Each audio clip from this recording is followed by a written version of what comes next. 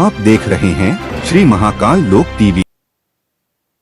नमस्कार, श्री महाकाल लोक टीवी में आपका स्वागत है। आपके साथ मैं हूं आरती गहलोत। आइए नजर डालते हैं खास खबर पर। खबर उज्जैन से है, जहां नरसिंह घाट के आसपास फूल प्रसादी की दुकान लगाने वाले और फुटकर व्यापारियों में जमकर हंगामा हुआ। बता दें कि फूल प्रसादी की डलिया को लेकर दोनों व्यापारियों में विवाद हुआ था, जिसमें 2 व्यापारी घायल हो गए हैं। बताया जा रहा है कि 2 दिन पहले सभी व्यापारी भूखी माता मंदिर क्षेत्र में पार्टी कर रहे थे, तभी डलिया की बात को लेकर मारपीट हुई थी। मामले में दोनों फुटकर व्यापारी करण और महेश घायल हुए हैं, जिन्हें तत्काल उपचार के लिए जिला अस्पताल में लाया गया और मामले में महाकाल थाना पुलिस जांच कर रही है। ये मामला ये है कि सेल पार्टी मना रहे थे, उनका विवाद हुआ। दोनों जगह आपस में सेल चल रही थी भूखी माता पे। परसों करण को इनने, क्या नाम है उसका, शेखर मालवीय निवासी तिलकेश्वर कॉलोनी, उसने पहले उसको नदी में फेंका और मारा। उसके बाद ये विवाद बढ़ा है। आज अभी कितने चाकू मारे क्या हुआ? ये पता नहीं क्या, जो कल से परसों से रंजिश चल रही थी इनकी, परसों से झगड़ा चल रहा था। ये आया था महाकाल पे काम करने, इसके साथ चोट हुई है। सुबह से फोन आया था क्या कुछ ऐसा विवाद होगा, डलिया नापने का विवाद होगा और क्या, ये टेबल के लिए। हाँ, और क्या। कहाँ पर दुकान लगाते? ये नरसिंह घाट पे। अभी कहाँ पर विवाद हो? अभी नरसिंह घाट में हुआ विवाद।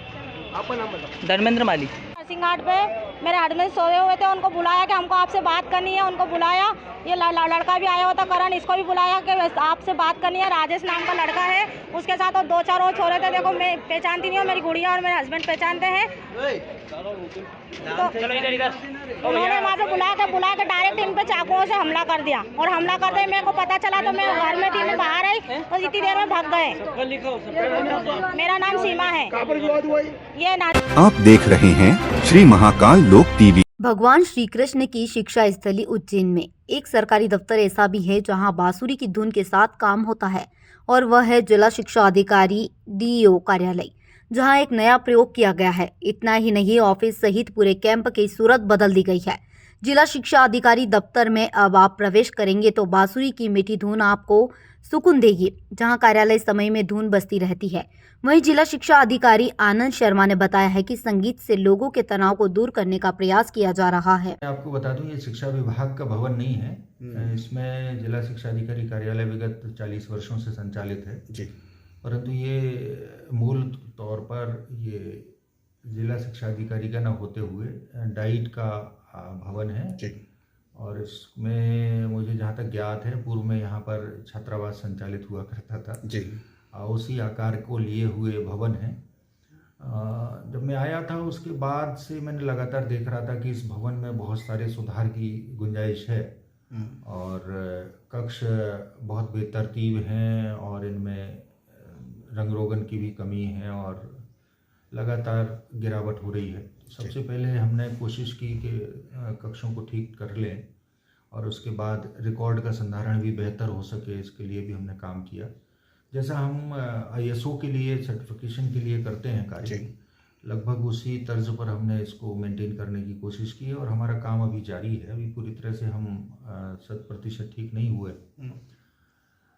बाहर जो कैंपस था हमारा, बाहर के कैंपस में भी बहुत गंदा दिखता था, तो साफ़ सफाई को लेकर हमने सबके भीतर ये जागरूकता पैदा की, लोगों के साथ बात करके, लगातार मीटिंग करके कि हमको बेहतर करना है, और इस भवन को पूरे को और अपने आप को अपडेट करके रखना है। स्वच्छता की ओर ध्यान दिया, पहनावे पर ध्यान दिया, और हमको अवसर भी मिला। एक विद्यालय हमारा वहाँ से जो पूर्व स्थान था दौलतगंज क्रमांक 1 विद्यालय का, वहाँ से उसको अलग किया गया। तो वहाँ का जो हमारे पास कुछ मटेरियल उपलब्ध हो पाया, उस मटेरियल को लेकर के हमने उस नए भवन में भी कुछ उसको टीन शेड वगैरह लगवाए हैं, और शेष जो बचा मटेरियल उसको हमने यहाँ जिला शिक्षा अधिकारी कार्यालय में उपयोग किया। उससे हमारा बाहर का बहुत सारा प्रबंधन ठीक हो पाया। और आज जो पहले बाहर हमारे आगंतुकों को बैठने के लिए स्थान नहीं था, वाहनों को, 2 पहिया या 4 पहिया वाहनों को रखने के लिए व्यवस्था नहीं थी, वो हमने कर ली। जहाँ तक प्रवेश द्वार की बात है, प्रवेश द्वार में भी नगर निगम और अन्य लोग, मैं बता नहीं सकता हूँ कि दोनों ओर, सड़क के दोनों ओर बहुत सारा कचरा डालने की स्थिति यहाँ थी। बहुत गंदा लगता था जब हम प्रवेश करते थे, तो उसको भी हमने साफ़ करवाने के बाद वहाँ वृक्षारोपण किया है, और मुख्य द्वार पर एक गेट भी लगवाया है और वहाँ चौकीदार को नियत किया है उसके लिए कक्ष बना करके, जिससे लगातार इस पर मॉनिटरिंग हो सके। तो काफ़ी व्यवस्थित करने की कोशिश की है और हमारा ये क्रम अभी भी जारी है। आप देख रहे हैं श्री महाकाल लोक टीवी। उज्जैन जिले के कपेली गांव में पट्टे की जमीन को लेकर मां बेटी पर जानलेवा हमला करने का मामला सामने आया है, जहां एक महिला और उसकी बेटी को बेरहमी से पीट कर अधमरा कर दिया। घटना के बाद घायलों को गंभीर हालत में अस्पताल में भर्ती करवाया गया। वहीं मारपीट की इस घटना का वीडियो सोशल मीडिया पर जमकर वायरल हो रहा है।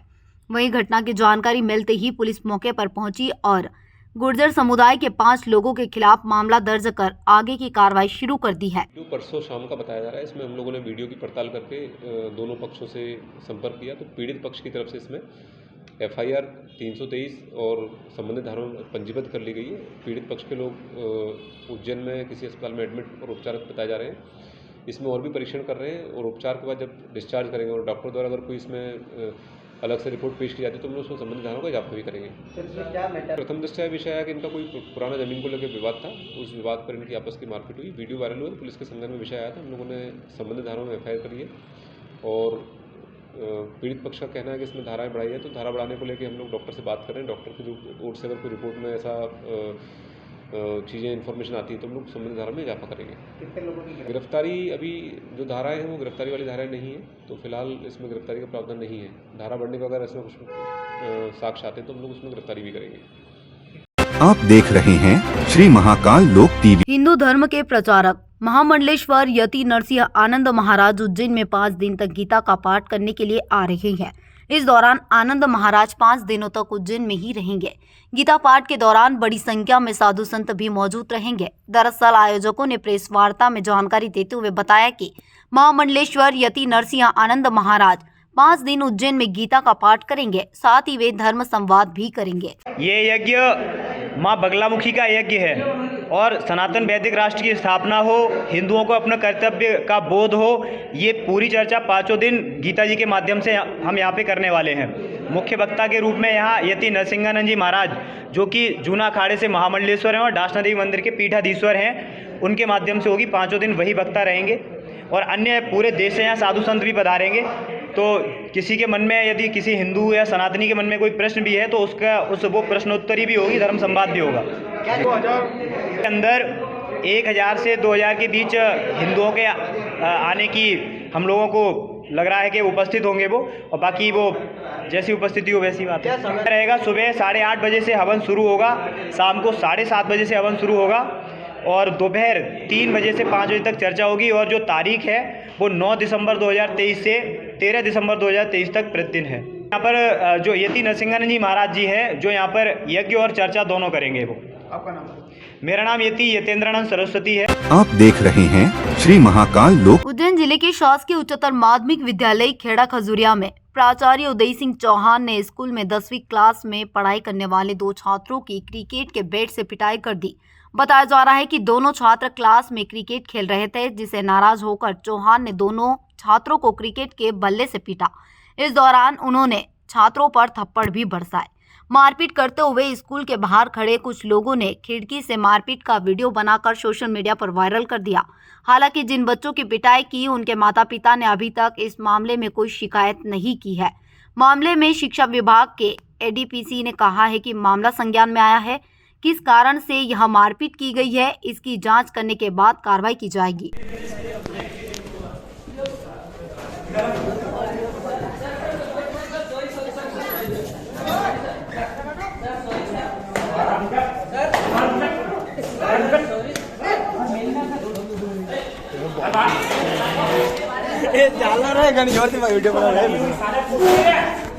आप देख रहे हैं श्री महाकाल लोक टीवी। उज्जैन के दशहरा मैदान में पहली बार महायज्ञ का आयोजन किया जा रहा है। इस कार्यक्रम की तैयारियां पूरी हो चुकी है। कार्यक्रम के आयोजक सागर महाराज ने बताया कि आदिनाथ दिगंबर जैन मंदिर में नवनिर्मित मान स्तंभ और अष्टशिखर वेदियों में जिन बिंब स्थापना के लिए प्रतिष्ठा महोत्सव आचार्य मुनिराज की देखरेख में 9 से 15 दिसंबर तक कार्यक्रम आयोजित होगा। ये कार्यक्रम दशहरा मैदान में 1 लाख स्क्वायर फीट के क्षेत्रफल में आयोजित होगा। 7 दिनों तक चलने वाले इस आयोजन के लिए कई समितियों का गठन भी किया गया है। मुनि महाराज पूरा महोत्सव संपन्न करवाएंगे। महोत्सव में देश भर से लगभग 50,000 समाजजन शामिल होंगे।